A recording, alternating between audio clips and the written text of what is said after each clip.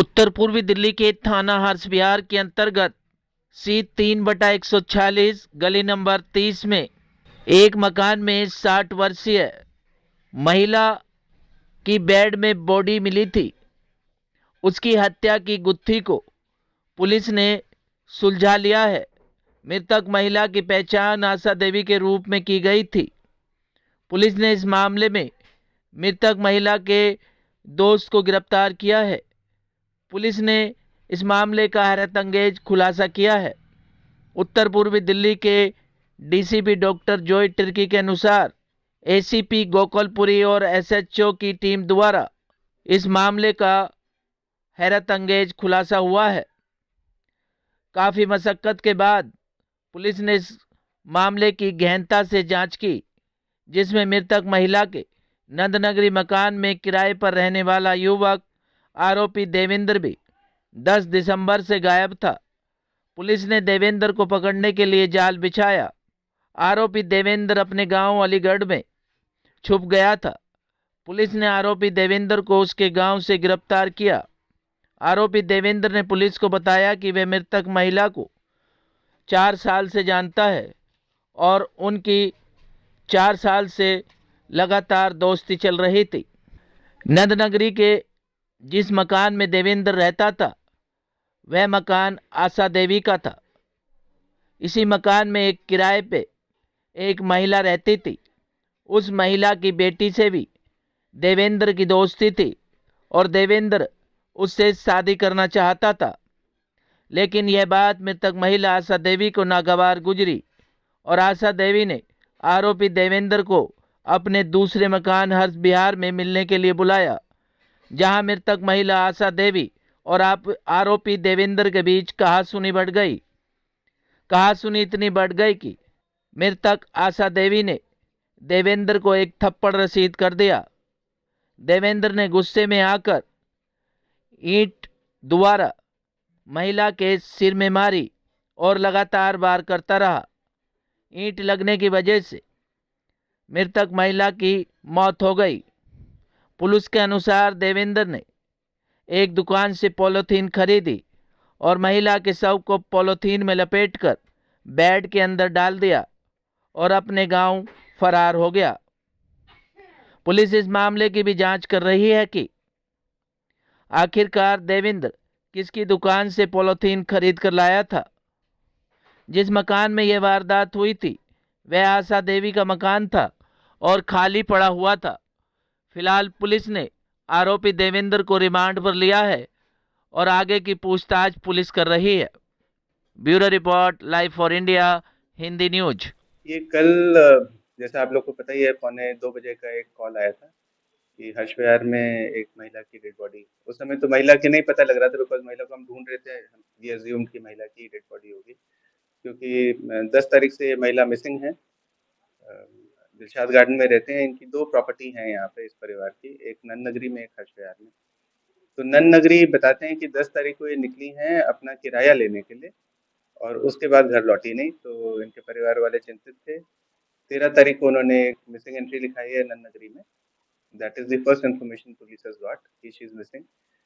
उसके बाद 15 तारीख को जब उनका दूसरा एक प्रॉपर्टी है हर्ष विहार में, वहाँ उनको बताया कि बदबू आ रही है। फिर उन्होंने जब चेक किया तो फिर वो एक बेड बॉक्स जो होता है, दीवान जिसे बोलते हैं, बिस्तर, उसके अंदर प्लास्टिक से लिपटा हुआ कुछ था जो बहुत स्मेल कर रहा था, एंड वी कुड अज्यूम कि it is a dead body.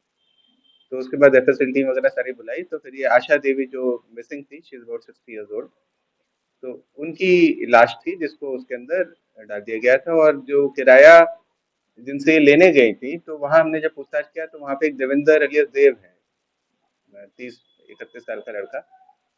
वो उसी दिन से गायब था। तो नेचुरली हम लोग की जो सस्पेशन की सुई थी उसी तरफ घूमी और इससे हमने तफ्तीश करना शुरू किया। तो इसमें जो इम्पोर्टेंट हम लोगों ने 3-4 टीम्स बनाई थी। जो एक टीम थी जो एसीपी हमारे अभिषेक हैं, एसीपी गोकुलपुरी, वो नन नगरी का काम देख रहे हैं, और हमारे एसएचओ नन नगरी साहब रणधीर सिंह साहब, इन लोगों ने एक अच्छी टीम बनाई और सारी सीडीआर एनालाइज करके सब कुछ करके देवेंद्र को ढूंढ के निकाला। तो देवेंद्र भाग के अलीगढ़ में जाके छुप गया था, तो वहां से उसको टीम को लेकर आए तो अभी मैंने ही बात की देवेंद्र से, टीम ने पहले ही बात कर ली, तो उसने जो खुलासा किया वो थोड़ा-सा प्रकाश डालता है इस चीज़ में। वो बताता है कि करीब वो 2015 में दिल्ली आया अलीगढ़ से, 12वीं तक पढ़ा हुआ है। पिताजी उसके किसान का काम करते हैं, वहाँ कुछ खेती-बाड़ी भी थी इनकी। और बड़े सपने लेके जैसे लोग आते हैं दिल्ली, तो ये भी आ गया, पर यहाँ आके कुछ कहता है कॉपर का मैंने कुछ काम वाम भी किया, फिर वो कोविड पीरियड में वो ठप हो गया, तो प्रेजेंटली 2 साल से अनएम्प्लॉयड है। पर ये बताए कैसे कि मैं कुछ काम नहीं करता हूँ, तो इसने झूठ बोलना शुरू किया। पहले अपने पिताजी को जाके इसने बोला कि जी मैं जर्मनी में पढ़ता हूँ, और उनको कन्विंस करने के लिए कि मैं बड़ा आदमी हो गया हूँ, ये अपने साथ कुछ पीएसओ हायर करके ले गया। और बताते हैं कि पिताजी इम्प्रेस हो गए, आगे पढ़ रहा हूँ बोल के उन्होंने कुछ 2-3 बीघे ज़मीन भी बेची और इसको पैसा प्रोवाइड किया, जिससे इसका काम चल रहा था। अब 4 साल पहले ये इस मकान में शिफ्ट हुआ है, ए ब्लॉक में, सेकंड फ्लोर पे रहता है, 7-8 हज़ार रुपए किराया देता है। तो बताते हैं कि जो मकान मालकिन है आशा देवी, तो नाउ शी इज़ 60, पर उस समय 55-56 साल की थी। तो इनके साथ इसकी दोस्ती हो गई थी, और मिलना-जुलना था इनका बीच में। और उसी फ्लोर में एक उर्मिला देवी रहती हैं, उनकी एक बिटिया है। तो ग्राउंड और फर्स्ट फ्लोर उनका है नीचे वालों का, तो सेकंड में ये रहता है। तो उनकी जो बेटी है उसके साथ भी इसकी दोस्ती हो गई, और उनके रिश्ते की भी बात चल रही थी। अब हुआ क्या है कि 4 तारीख को उनका रोका हुआ। अब रोका होने के बाद आशा देवी को पसंद नहीं आया, तो वो उसको बार-बार इसको मिलने के लिए बोलती रही कि तुम मेरे से मिलो, मेरे से मिलो।